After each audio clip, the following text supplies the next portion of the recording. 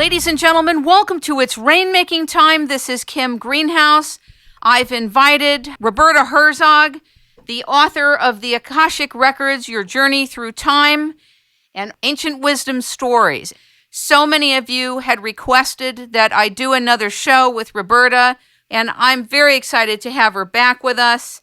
She didn't really want me to say this, but she's the first female archbishop, and we're excited to talk to her. Ladies and gentlemen, welcome Roberta Herzog to It's Rainmaking Time. Good morning. Thank you, Kim. Now that I said what you didn't want me to say, what is an archbishop? Explain it to us. Well, an archbishop is above a bishop, and the title is granted only in a church that has apostolic succession, and that literally means back to Jesus. And our church does. It has 13 historic lines back to Jesus, and we have it all documented. And since our church is very matriarchal, there's never been a male archbishop primate in the past, but there's only females. And so since our church has apostolic succession, and I've been, anointed quite a long time ago, I mean, really, from a good, positive point of view and an accurate point of view. I've been a bishop and now an archbishop and archbishop primate for many years. I don't say that to many people because I feel that the person who has a lot of responsibility in their life has responsibility to teach the truth and not to say, oh, how wonderful you are, And so I really kind of downplay all of that. From my point of view, I'm just a little lady that reads the records. I'm nicely trained, and I love to give the truth. And it happens to come with a couple of titles, and that's how I kind of look at it. We had a very positive response to the Book of Life, the segment that we did a few weeks ago. And in general, I wanted to invite you back. I wanted to talk a little bit about soulmates and souls that come together in life. I wanted to ask you if you could make a distinction for us so that we understand when you speak about something what the frame of reference is. What is the distinction between a soul and a spirit? Okay. You've only asked about 1,000 questions there. That's okay. That's good. Don't change. I was born in the right kind of family. We asked 1,000 questions in one question. Don't change. We couldn't handle it if you changed. You can call me the Rebbe anytime. Go ahead. I'll call you the Rebbe. All right. A spirit is kind of like a slang word in some cases for a person who has gone over into the heaven world. And a spirit could be a demonic spirit. A spirit could be a heavenly spirit and or angelic force. A soulmate, I mean, it almost has little to do with what I've just said, because a lot of people say for me that, oh, he's my soulmate, she's my soulmate. No, it's hardly possible, because we only have one mate of our soul throughout all time space. We don't have a person over here, a person over there. We just don't. The true mate of our soul, or soulmate, is literally the other portion of our, what is called permanent atom, ATOM.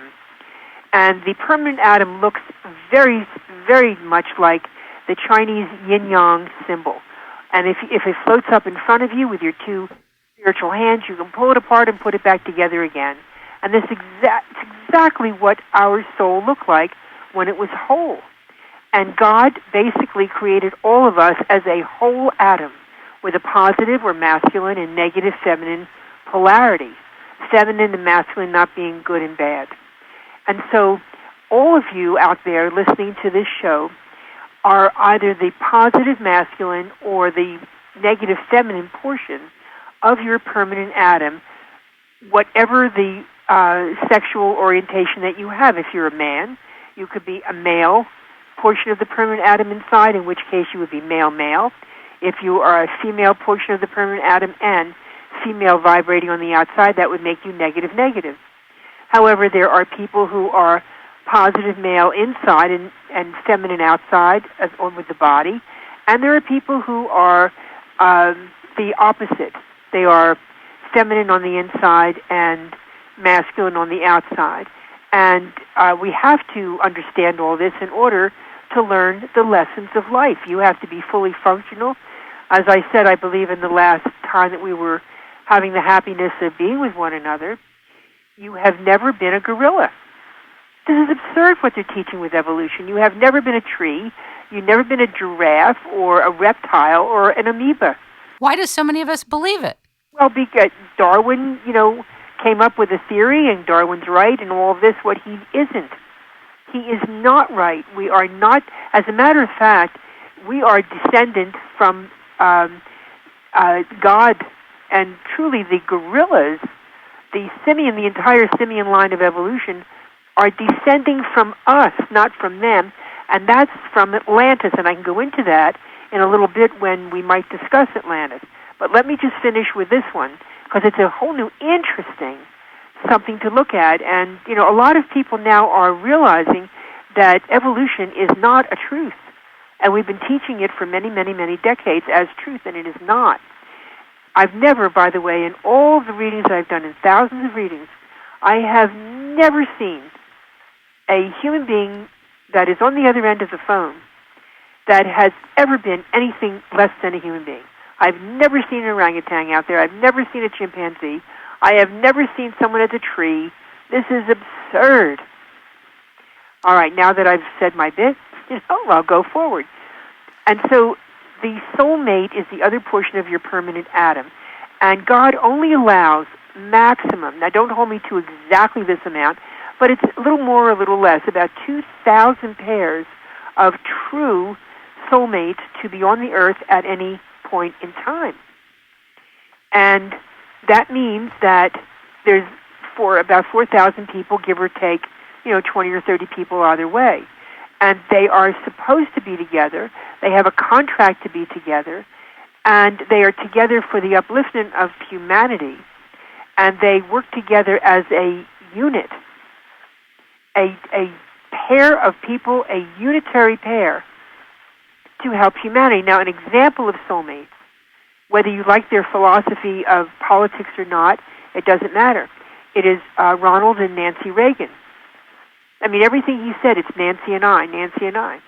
And they made quite an impact on the planet.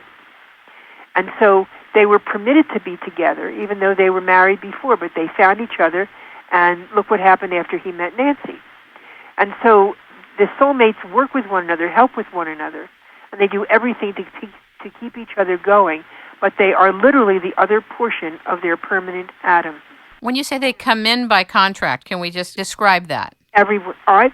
Just, for example, as you go to a lawyer, and you make a contract that this is what you're going to do, and the other person says, okay, this is what I'm going to do, and you sign on the dotted line. Now, most of the time we hope that you do what you're supposed to do, and I'm going to do what I'm supposed to do.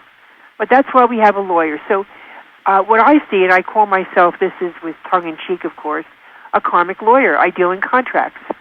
And so in the heaven world, I like that one. I love that. Say that again. Love it. You're welcome. And so in the heaven world, when we make our contracts with souls, we make a contract with our birth mother, our birth father, our sisters, brothers, husbands, wives, children, teachers, friends, etc., that we're going to come in at a certain point in time, and we're going to do certain things for them. We're going to complete what it is we did not complete with them in a prior lifetime, and or they're going to do the same with and for us. We make a contract. This is what you're going to do. This is what I'm going to do. The problem happens when we come into embodiment, and let's just say that I meet